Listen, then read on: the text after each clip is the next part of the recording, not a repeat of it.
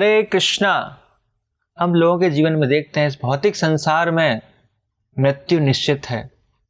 हर व्यक्ति इस मृत्यु से बचने का प्रयास कर रहा है, लेकिन फिर भी सबको पता है कि मृत्यु से वो नहीं बच पाएगा, एक दिन मरना ही मरना है। लेकिन उसके बावजूद भी उस व्यक्ति के हृदय में इतनी इच्छाएं क्यों हैं? जब उसको पता है मरना ही है तो इतनी इच्छाओं की पूर्ति करने के लिए संसाधन जुटाता है, इतने कार्य करता है, इतना प्रयास क्यों करता है वो, जिसको आज हम चर्चा करेंगे। एक बार एक राजा था और राजा अपने भोग तृप्ति में लगा हुआ है। ये भी धन इकट्ठा करना, वो भी करना, वो भी करना, बहुत सारी इच्छाएं उसके जीवन में, और उन इच्छाओं की पूर्ति करने के लिए संसाधन जुटा रहा है। एक बार साधु ने सोचा कि राजा है, ये तो आध्यात्मिक जीवन को फॉलो ही नहीं कर रहा, इसको कुछ शिक्षा देनी चाहिए, ये भोग तृप्ति में इतना लगा हुआ है। तो साधु ने प्लान किया कि एक डॉक्टर से मिलकर कुछ प्लानिंग की, और जब राजा थोड़ा सा बीमार हुआ उसने डॉक्टर को दिखाया। डॉक्टर ने कहा कि आपके जीवन में तो खाली कुछ दिन शेष रह गए हैं, कुछ दिन बचे हैं, आपकी मृत्यु आने वाली है। राजा डर गया, घबरा गया और सभी व्यक्तियों से मिल रहा है एक एक करके कि अब मैं जाने वाला हूं, मैं जाने वाला हूं। तो साधु पुरुष भी वहां पर आए, तो परेशान है राजा कि मेरी मृत्यु आने वाली है। तो साधु ने बोला कि चिंता की कोई बात नहीं है, आप मरने के बाद कहां जाने वाले हो? स्वर्ग जाने वाले हो। इतना ऐश्वर्य, इतना भोग करने को आपको मिलेगा वहां पर। तो राजा थोड़ा खुश हो गया, अच्छा, अच्छी बात है, लेकिन एक छोटी सी दिक्कत है। क्या दिक्कत है? वहां पर ना मच्छर बहुत हैं। जब मच्छर बहुत हैं तो फिर थोड़ा परेशान हो गया। फिर साधु ने बोला चिंता की कोई बात नहीं है, वहां पर मच्छरदानी भी आपके लिए, तो मच्छरदानी यूज करो, आराम से मच्छर भगाओ और आराम से सोओगे। ठीक है, अच्छी बात है ये तो, लेकिन एक छोटी सी कमी है। क्या कमी है? कि मच्छरदानी में एक छोटा सा छेद है, और छोटा सा छेद होता है तो सारे मच्छर उसमें घुस जाते हैं, हमको पता है। वो एक दो मच्छर घुसेंगे, पूरा तंग कर देंगे आपको। आपको दुख हुआ, लेकिन कोई चिंता की बात नहीं है। जब आप यहां से जाओगे तो क्या करेंगे, हम एक सुई धागा आपके जेब में डाल देंगे, आप ले जाना आराम से। तो राजा थोड़ा सा ऐसे हो, ये क्या बोला यार, क्या बोला आपने, रिपीट करना। कि एक सुई धागा आप साथ में ले जाना, क्या दिक्कत है, छोटी सी चीज है। अरे मूर्ख, तुम्हें इतना भी नहीं पता कि मृत्यु के बाद मैं कुछ नहीं लेके जा सकता। अरे लेके नहीं आ सकता? अरे ये तो छोटी सुई है, बड़ा चीज नहीं लेके जा सकते, लेकिन छोटी सुई तो कहीं भी जेब में कहीं भी एडजस्ट हो जाएगी, छोटा सा तो है। तो राजा ने बोला नहीं, छोटी से छोटी चीज कुछ भी, मैं अपने साथ कुछ भी नहीं लेके जा सकता। तो साधु ने बोला कि मूर्ख मैं नहीं, मूर्ख आप हो। जब आपको पता था कि मृत्यु के बाद मैं कुछ भी नहीं लेके जा सकता, फिर भी आपने इतना संग्रह क्यों किया? इतने सारे युद्ध, ऐश्वर्य, घोड़े पकौड़े, ये सारी चीजें क्यों इकट्ठा किया आपने, जब आपको पता है? इसका मतलब आप मूर्ख हो। अगर आपको पहले से ही पता है कि आपके साथ कुछ नहीं जाने वाला, और फिर भी उन इच्छाओं को पूरा करने के लिए आप इतना सारा संग्रह कर रहे हो, तब राजा को रियलाइज हुआ कि हाँ, मेरा जीवन क्या है, व्यर्थ हो गया। अब क्या हो? साधु ने नहीं, कोई बात नहीं, ये तो आपको शिक्षा देने के लिए था। तो इतनी इच्छाएं हमारे पास, इच्छाएं कभी खत्म नहीं होती। हमको पता है कि हमारी मृत्यु होगी एक दिन एक दिन, लेकिन फिर भी हर इंसान सोचता है कि नहीं, वो दूसरों की मृत्यु होगी, मेरे जीवन में भी समय है, मुझे अभी बहुत भोग करना है।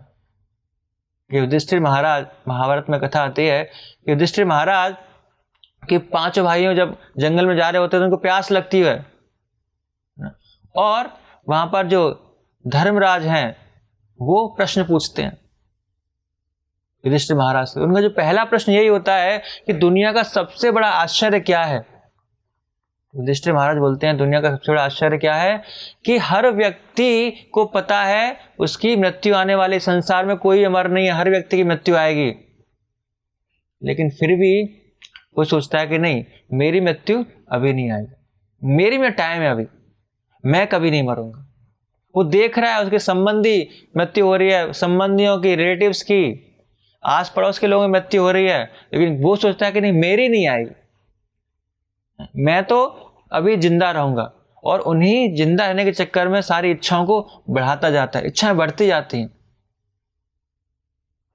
एक बार एक व्यक्ति था, तो वो परेशान था। दूसरे व्यक्ति ने उससे पूछा, क्यों परेशान हो? कि मेरी जो सास है वो गुजर गई और मेरे लिए 20 लाख रुपए छोड़ गई है। तो ये तो अच्छी बात है, क्यों रो रहे हो फिर? कि उससे पहले मेरे ससुर गुजर गए थे, वो भी मेरे लिए 20 लाख छोड़ गए थे। तो अच्छा है, 40 लाख हो गए, क्या दिक्कत है? उससे पहले मेरा साला गुजर गया था, वो भी मेरे लिए 20 लाख रुपए छोड़ गया था, तो 60 लाख हो गए। इसमें परेशानी होने की क्या बात है, क्यों रो रहे हो? मैं रो इस वजह से रहा हूं कि अब कोई मरने वाला बचा नहीं मेरी ससुराल। इच्छाएं इतनी हैं कि कितना भी कुछ भी मिल जाए हम संतुष्ट नहीं होते। हमें लगता है कि नहीं, मैं आजीवन जिंदा रहूंगा, आजीवन भोग करता रहूंगा। तो इसी वजह से हमारी इच्छाएं बढ़ती जाती हैं और हमें लगता है कि नहीं नहीं, मेरी मृत्यु नहीं आएगी।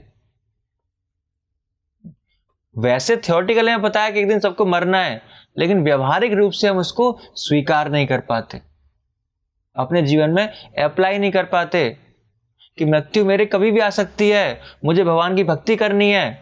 वो हम नहीं सोच पाते, नहीं नहीं मेरी मृत्यु बाद में आएगी, अभी तो बहुत समय है। और इसीलिए उसको रियलाइज ना करके हम उन इच्छाओं को पूरा करने में लगते हैं, और जो हमारा कर्तव्य है, जिसके लिए हमें मनुष्य जन्म मिला है भक्ति करने के लिए, वो नहीं करते। और किस में समय देते हैं हम? व्यर्थ की चीजों को अर्जित करने में। टीवी देख रहे हैं, मूवीज देख रहे हैं, एंजॉय कर रहे हैं, लेकिन जो कार्य करना है वो कार्य नहीं कर रहे, भक्ति नहीं कर रहे। उन इच्छाओं को पूरा करने के लिए सारे कार्य कर रहे हैं, मन और इंद्रियों को तृप्ति करने के लिए सारे कार्य कर रहे हैं, लेकिन जो हमें करना चाहिए, जिसके लिए जन्म मिला है, मनुष्य जन्म, भगवान की भक्ति करने के लिए, वही कार्य हम नहीं करते खाली, और हमारी इच्छाएं बढ़ती जा रही हैं। तो थियोरेटिकली हमें पता है, सुन रहे हैं, लेकिन उसको हम रियलाइज नहीं कर पा रहे, उसको स्वीकार नहीं कर पा रहे। ये दुनिया का थोड़ा आश्चर्य है, और इसी आश्चर्य की वजह से हमारी भौतिक इच्छाएं बढ़ती जा रही हैं। हमें पता है मृत्यु आएगी, लेकिन फिर भी हमको स्वीकार ना करके इच्छाओं को बढ़ाते जा रहे हैं और उनको पूरा करने के लिए संग्रह करते जा रहे हैं, और इस तरह हमारा जीवन जो बहुत ही कॉम्प्लिकेटेड, उलझा हुआ होता जा रहा है, वो सुलझ नहीं पा रहा है और हमें संतुष्टि भी नहीं मिल पा रही।